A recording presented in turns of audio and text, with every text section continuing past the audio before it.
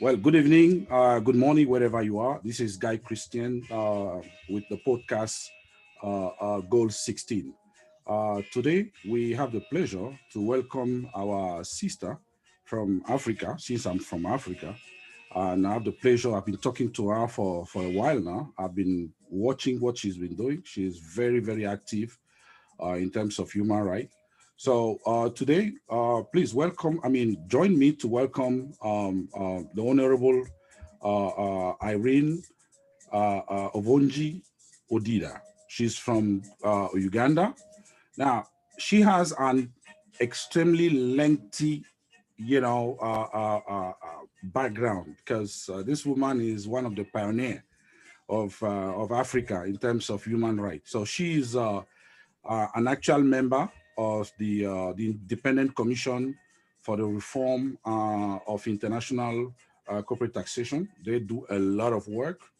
Below, at the end of the podcast, I will have a link to for ICRICT. I've interviewed several members of ICRICT already, so she is also one of these important people. She's an attorney. She's a prominent attorney, a defender of human rights. She had worked in Uganda and internationally had focused before a lot on on women rights.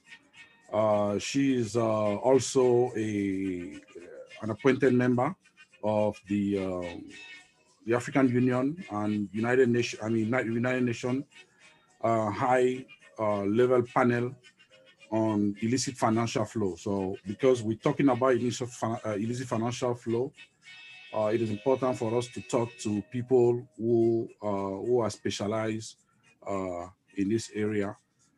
So please join me to welcome my sister Irene. Irene, welcome. Thank you, Guy. Nice to finally be here in this capacity on this forum. Right. Definitely. So today, Irene, we are going to talk about a couple of reports, because it's not very, the time that we have will not allow us to cover everything. So we are going to focus on a couple of recent reports, a couple of recent development in terms of illicit financial flow. But if I may, if you allow me, because, I always say, and this has been proven, that there is a philosophical debate and difference between us, means people who think global, you and I and others, versus those who are living in their bubble, their legal bubble, those professionals or academics from the Western world who are still ignoring the damages caused by illicit financial flows. They're still refusing to acknowledge even the definition of what illicit financial flow is. So, what do you think? How will you define you as a professional, as a thinker? How would you define illicit financial flow?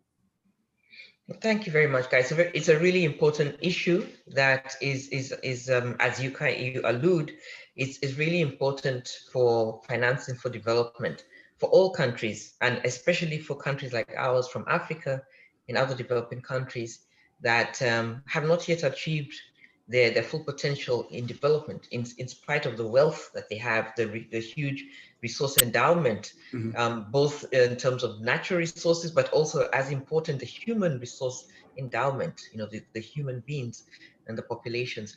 So illicit financial flows is something that is become more important and recognized globally today.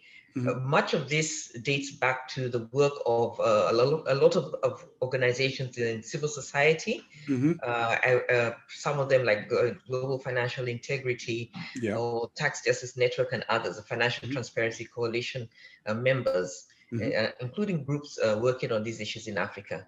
But for Africa, it really became pertinent with the work of the High Level Panel on Illicit Financial Flows that was chaired by His Excellency Mbeki, the former South African president, and did his work from 2012 to 2015. I was a member of that panel that was set up by the AU, the African Union, jointly and with support of the Economic Commission for Africa, which is the UN regional body in Africa. So what the MECI panel did and was tasked to do was to figure out what illicit financial flows in Africa was all about. And we eventually zeroed on a definition that had been coined by Global Financial Integrity, which looks at resources in terms of their source, of their movement, of transfer, and their utilization. So resources that are illicitly raised or moved, transferred or used, and are taken out of countries through various sorts of practices. We identified three broad areas of those of the kind of practices that drive illicit financial flows, and that was really important. The most important was commercial practices arising from tax or trade transactions, largely by multinational corporations that pulled out resources from countries in which they were operating and making a profit, and took those resources offshore. So those practices included base erosion and profit shifting practices, and quite often related to things like tax avoidance, tax evasion, and other profit shifting exercises. That was the first or largest driver of illicit financial flows from Africa, and accounted for 65% of the monies lost. The second broad area or source of the IFFs came from organized criminal practices. So things like trafficking, smuggling, money laundering, those sorts of criminal enterprises. And that's accounted for about 30% of the flows from Africa. And then the last was relating to official bribery and corruption, abuse of entrusted power, which accounted for 5% of the losses. But we also recognize that the role of corruption in facilitating or enabling the other two drivers was quite critical. Because at the end of it, what you would get is that the flows really are about practices that remove money and evade regulations or regulatory controls, and so remove money from our countries to the tune of $60 billion per annum. This was by 2015. More recent report by the UN, released by UNCTAD in September, found that the flows now are about $89 billion per annum. Yes, so the amounts we're talking about are really high, given the size of our economies and the huge financing gap that our countries face in development. Now, let me ask you this: if I was to ask you, I know you are not a financial specialist, right? But what we do has a lot of financial connotation in it, right? So if I ask you, what do you think about the current international financial system, if it does favor Africa? In other words, when they design it, the people who design it, do they take into consideration that Africa existed? That's a very good question, because the whole context within which these IFFs operate, for me, in my understanding from the reading that I've been doing and the different consultations I've been involved in, they really are embedded in two broad systems. The first broad really is around the global economic system and how the global economic system operates, and then the more narrow, which is what you are referencing, is the global financial system. So within that global financial system, you have rules, you have institutions, you have practices. Now, those rules and institutions are not favorable to Africa at all. In fact, the current rules and system was set up about 100 years ago. So in the beginning of the last century, when all African countries and just about every developing country were not independent. So they were defined by the West, largely by Western countries, which are currently primarily members of OECD. And the rules are really designed for their purpose and really to support their interests and the interests of economic actors from their countries, which are multinationals that come and operate in Africa. So the way in which these rules operate is that they tend to favor countries which are capital exporting, but we know that our countries are capital importing. Important, right. Because the rules will favor foreign investors and their activities in host countries, and those foreign investors are headquartered in these Western capitals, and they say they serve to protect their activities and their interests in the countries that host them, and where the resources exist, whether it's the minerals or the land or the water that they use and the human labor that they use to generate profit. So it protects the capital exporting countries at the expense of capital importing, which our countries largely are right now. Right. Yes, Right. and also tends to protect the countries where these multinationals are headquartered. And almost none of them are headquartered in African countries. Outside of, say, maybe South Africa, majority are headquartered in the global north. Right. So, and increasingly, and some more now in newly emerging middle-income countries, like so the big developing countries, like say China or India, will have a few. But for many of our countries in Africa, we do not have them. So they don't favor us. And so if you have rules that do not allow for transparency about the activities of companies, transparency on how where they're making the profit, in the different countries in which they're operating, where the profits are actually generated. If they do not allow for that sort of transparency between countries, then you find that the countries that they are not headquartered in will not have capacity to regulate them. But the countries where they have their headquarters may have other rules that they can use, company law and so on, which enable them to regulate those companies and get some profit from them. So these rules, by and large, really disadvantage our countries, and it does not help that the forums in which these rules are made are forums where our countries either do not have participation, rights of access, or if they participate, like with the OECD forum that is currently looking at taxation and rewriting the rules around taxation, which is referred to as the BEPS process. In that process, the countries are able to join now, but they do not have the same power within the space over the rules, over the agenda of that forum. So we get disadvantaged both by the fact that the rules were crafted for different contexts that doesn't relate to us, but also that in the forums where changes are being done, we either do not have access or we do not have the same power. You wrote something a couple of years ago in a report with the South Center with respect to IFF being a human right issue. Could you develop a little bit on that, please? Right. Well, I think the core thing for me is that illicit financial flows prevent countries from benefiting from economic activities within their jurisdictions and generating resources. All countries need domestic resources in order to have funds to use for programs such as social services, which advance human rights. And the COVID is a perfect example of that now.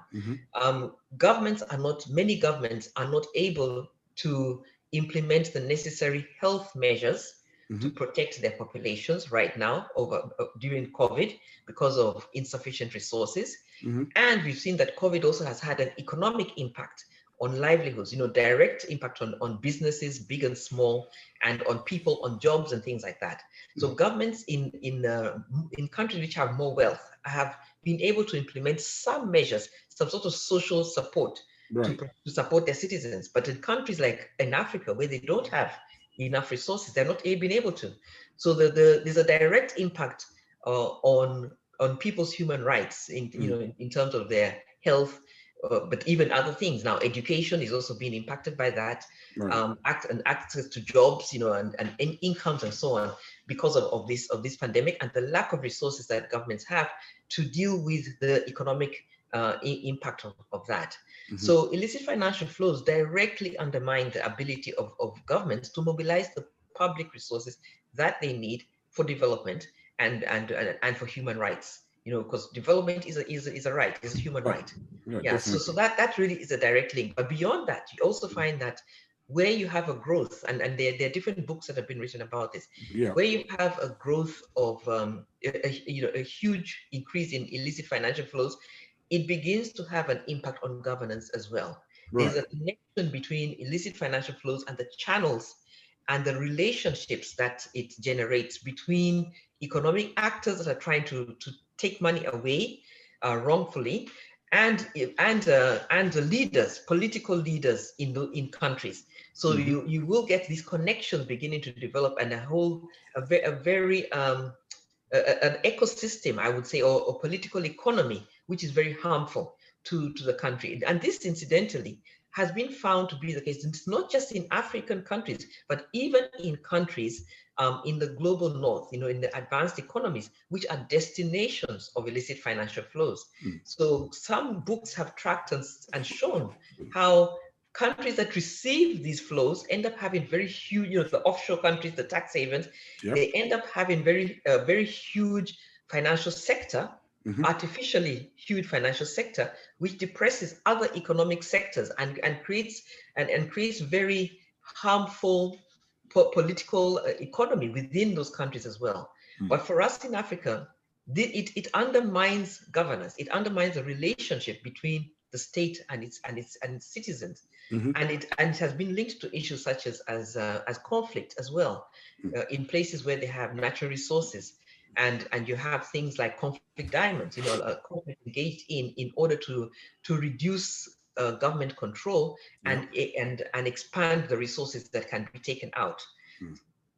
So it's a very dangerous phenomenon, and one which needs, as the Mbeki panel found, one which really needs coordination within Africa by African governments and the AU to eliminate, as well as global coordination to deal with. Yeah. Yeah. So talking about that, the Mbeki's report. I mean, let's dig in a little bit in terms of implementation. What do you think African countries have done since the report came out with its recommendation? Do you think African Well, countries have done what they were supposed to do? not enough, and really it's mixed on that, because some countries have done a little bit more than others, but Right. overall a lot more needs to be done.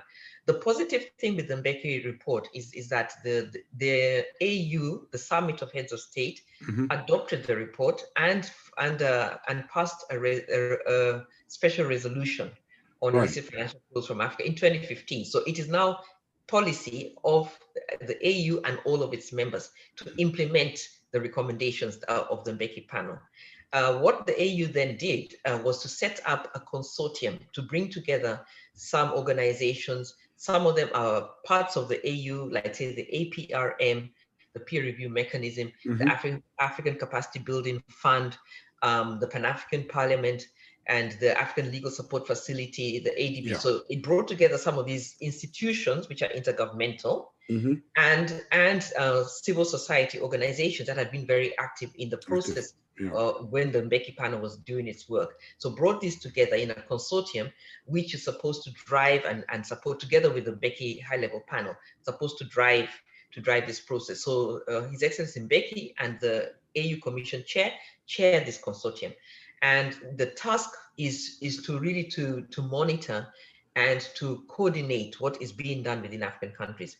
Now, understandably, the activities have to happen at different levels. They have to be activities at national level, ranging from setting up of legislation or implementing existing legislation. For example, to better regulate multinational corporations' activities, to ensure that they do the three things that the Mbeki report found is really important to deal with commercial IFFs. So that they participate in reporting, so clear reporting of the transactions that they have, so country by country reporting of the profits of multinationals, so that countries, governments can see clearly how much tax is due from those countries. Also that governments all over the world should participate in exchange of tax information Yep. on taxpayers within their jurisdiction, which will include these companies that are, as I mentioned earlier, Right. headquartered Right. abroad. So exactly, so automatic exchange of information about that, and then also deal with the issue of beneficial ownership, because many times the transactions that are done are done through entities that hide the true owners or the true beneficiaries of the wealth that is being generated. So ensuring that we have beneficial ownership regulations in countries, and so that we have clarity about who owns this wealth and who these movements, these flows are benefiting. One other thing I would like to point out that the Mbeki report found is that these activities are often enabled by groups that we refer to them as enablers, but they really Enablers. are Right. professionals. Yeah. Yes, professionals in key industries, including ours, lawyers. So like in-house lawyers. Yep. You also will have accountants, auditors, bankers. So people in the banking system and other financial services that support the activities that enable illicit financial flows. Two clear examples I could give. Years ago, you remember there was the leak by the ICIJ, the Investigative Committee Of journalistic. Yeah. Investigative Journalists. Yes, the Panama Papers. Papers. Yeah. Yes, the Panama Papers, and then after that, the Paradise Papers, the Papers. Luanda. Yeah. So various leaks that showed the role of law firm. The first one was showing the role of one law firm working out of Panama, and helping thousands of different actors to form shell companies and different legal entities to hide the real ownership and control of the transactions they were engaging in and the wealth that they had. So the role of lawyers in these sort of practices is quite key.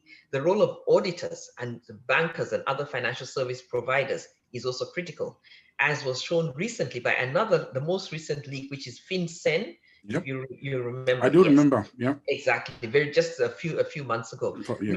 which showed how the major banks, the major global banks, were involved in facilitating suspicious transactions by the wealthy and multinational corporations, even though their own internal compliance officers had flagged these and made suspicious activity reports to the US Treasury about these dollar transactions. So the banks continued with these transactions and moved money, moving money often from high or regular, I call them regular tax jurisdictions, into low or zero tax jurisdictions, to enable the wealthy and these kind of entities of the multinationals to shift their money away from where they could be taxed and where they should be taxed.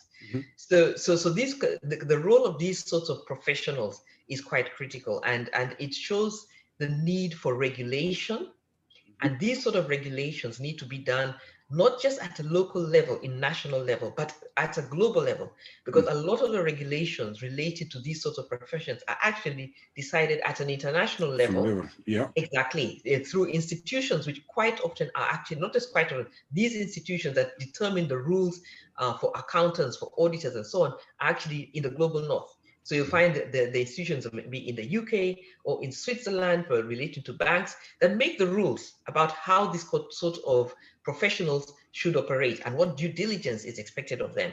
So those rules leave a lot of loopholes and support they enable these actors to support illicit flows without actually having broken any law.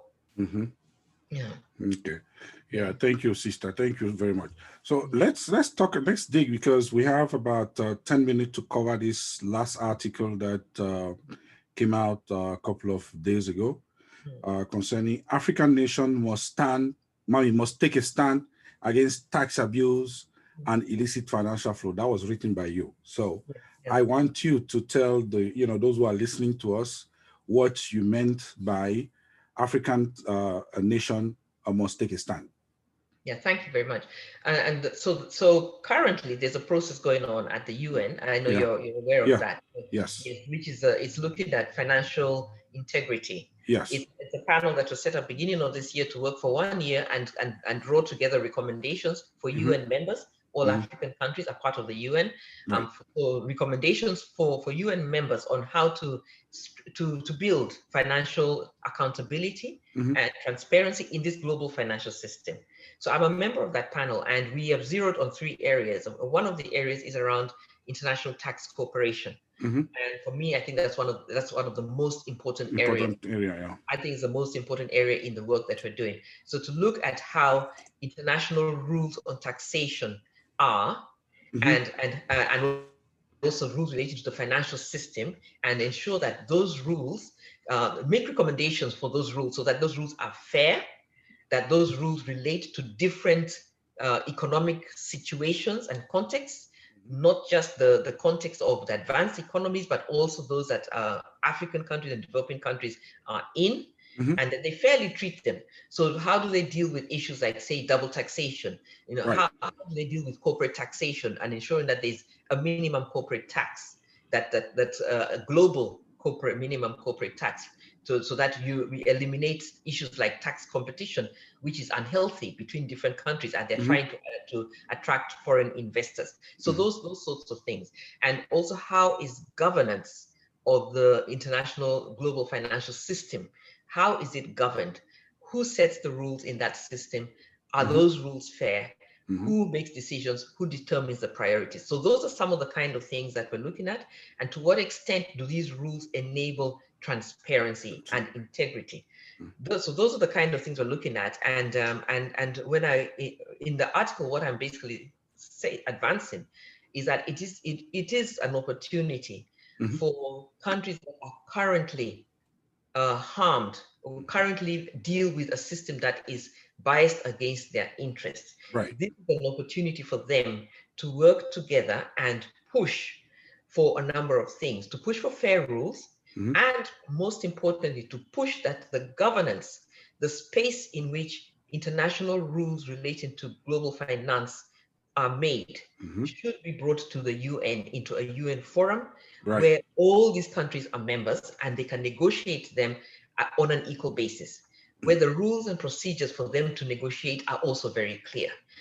Currently, these kind of rules are largely being determined in spaces which are OECD led. I mentioned earlier the BEPS process. Yes, the base erosion and profit shifting process under the OECD, which has for the past few years been trying to negotiate new rules for international taxation, because these current rules are also hurting them.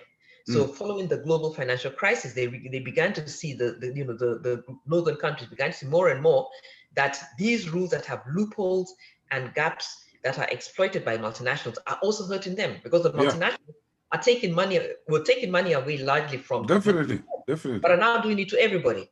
So even northern economies are also losing money, taking them offshore. So a lot of wealth is just parked offshore and cannot be reached by governments anywhere, cannot be taxed fairly by anybody. But the challenge with that process, with the OECD process, is that the proposals coming out of them, one, were drawn up by the Western countries, and look at what their concerns are, and the proposals around them, which are referred to as Pillar 1 and Pillar 2 proposals, the way in which they are crafted right now, the effect would really be, and this is some of the work that ICRICT has been doing to analyze the effect of those proposals. The effect of them would be that any benefits that are got from increased transparency and increased taxation will largely flow to the advanced countries, to the members of the OECD, especially from Europe and the US. So other countries would benefit much less from the reforms that are being proposed within the OECD process. So this FACTI process, that's the panel, the current panel, is an opportunity for African countries to mobilize and push to say that new rules for global finance should be negotiated at the UN. And there's very specific recommendations that they can make, and some have been making these recommendations as we consult with them, include things like having a UN tax treaty. So that a tax treaty, a global tax treaty, there's none currently, is negotiated under the auspices of the UN. Yes, and the role of the UN in taxation, it becomes the central forum for determining rules on international taxation. So this is an opportunity, and for African countries, we need them to not only to make the proposals as individual countries, as some have been doing. Nigeria has been very active. Ghana has been very active in this process. Some other countries have been active as well. I'd say some like Uganda and a few other, Burkina Faso. But we also need more coordination of the AU members by the AU. So the AU itself also needs to step up its coordination of these countries so that they bring collective proposals, and also need to see coordination between the Africa group, which has been quite active, I would say, in the party process, with other developing countries, largely through the G77. That started off quite active, but currently is not as active as it was. So again, that is something that the AU can play a role in brokering more engagement by the G77, because once developing countries work together as a group, as a bloc, the way they do in the WTO, they are much more effective, and they are able to get more of their demands met. So that is what the FACTI process opportunity that it creates for us.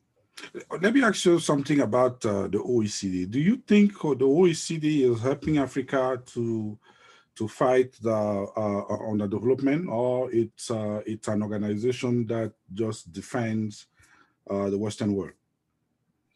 I think the OECD, just like you see with most international, by international I don't mean the whole multilateral system, but I mean international entities that have particular members, not universal.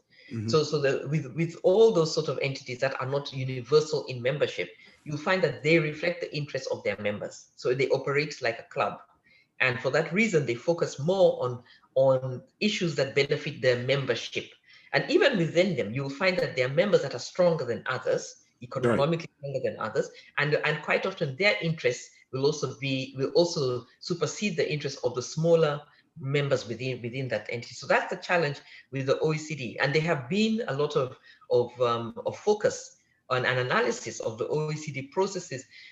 So for example, while the G24 is an active group that brings together developing countries that are part of that OECD process, the proposals that it made to the OECD were not taken on board as part of the priorities or issues, the inputs into the proposals that came out on Pillar 1 or Pillar 2, showing that the OECD does not operate as in an inclusive way that responds to different regions' needs.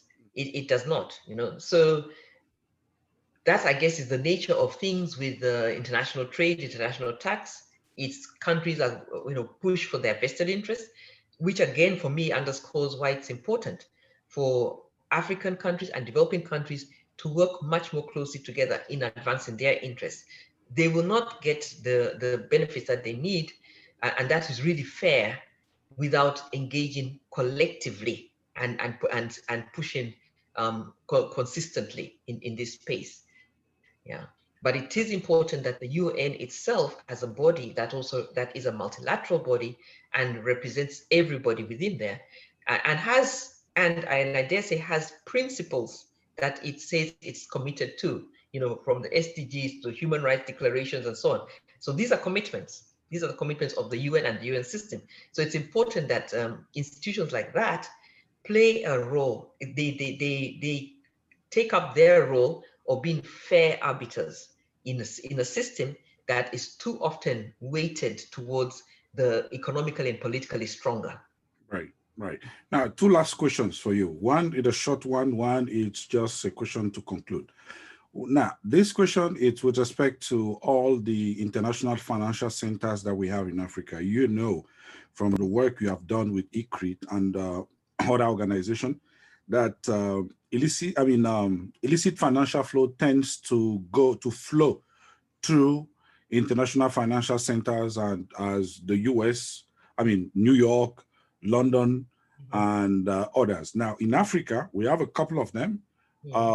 Morocco, Casablanca. We have one in Mauritius, and we now have one that is being implemented or created by Rwanda. So I'm thinking globally. I mean, when you look at all these things as a, as a specialist in this area, what do you think? I mean, is this phenomenon helping Africa as a whole, or is it going to be something to, you know, to kind of create more problems? It is harmful. It Yeah. is harmful because at a global level, and there are books that have been written about this. At a global level, you really have a web. You really have a web of these financial centers which relate to each other. And the web is centered, as you said, in the advanced economies, Right. in places like the City of London, in particular states in the US, and others. And different centers play different roles. I would recommend reading a book like Treasure Island by Nicholas Shackson, which Saxon. Yeah. extensively discusses these. And there are different things that play a role in all of this, and different specializations. You have, so with the British one, the connection between the City of London and their overseas territories and dependencies, like the Isle of Wight and Jersey and so on. So all of these, and they're interconnected. So centers elsewhere, which are set up outside of these, quite often what happens is the funds from those eventually get funneled back into those major centers. So while some people may argue that setting up centers in Africa or in other developing countries, regions, is a way of reversing the flows, it actually isn't. Those become Right. stepping stones for the resources to flow back to the main centers. What really needs to be done is to end illicit flows, Close. and Yeah. to deal with international regulation. So for example, regulation of capital accounts, Mm-hmm. so to ensure that the movement of capital is regulated and is transparent, to have things like a global asset registry, which are some Mm-hmm. of the proposals that are coming in, Mm-hmm. that one can see clearly, who owns assets, who owns wealth, and the movements in that, so that it can be taxed and it can be mapped. So you need rather to have international cooperation to end all of it. And one of the critical things that is really important to achieve that is to deal with the narrative, Mm.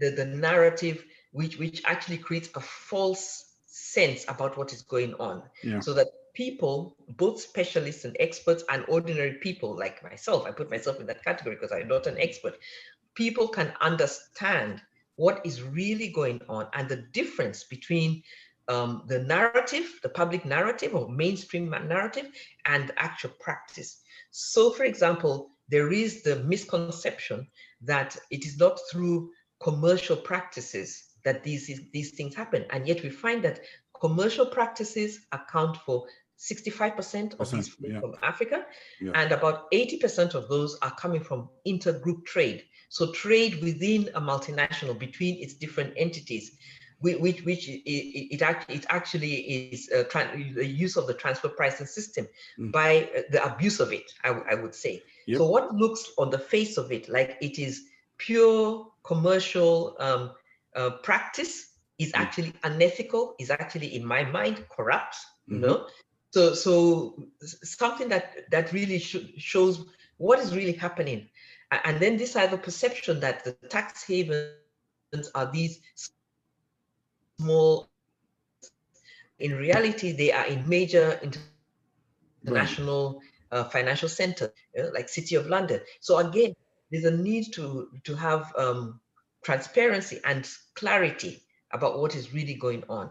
But when that happens, then ordinary people, including actors working on women's rights, working on environment, people working on peace and security, people Mm. working on just poverty alleviation, can Yeah. begin to make the connection between Mm-hmm. public resources, development, and their own situation. Right. Right. Now, as a final word, Africa losses nearly 89 billion a year in illicit financial flow. Mhm. South Africa losses the equivalent of 22.38% of its health budget, which is an amount that will pay the yearly salaries of more than 1 million nurses. What would you say that we are going to be able to achieve by 2035 in terms of our goals for sustainable development? Without dealing with illicit financial flows, we will not be able to achieve those goals. Okay. We cannot, because you cannot achieve any of those goals without financing. And the financing has to come, as every country has seen if you look at the development trajectory of all countries, including those which are now advanced countries. I say now advanced because over time in history, things change, right? China was not one of them. It's now one of them, so things will change. And I'm an optimist, and I believe that Africa, with the wealth that we have, once we are organized, we organize ourselves and control the resources, we will get there.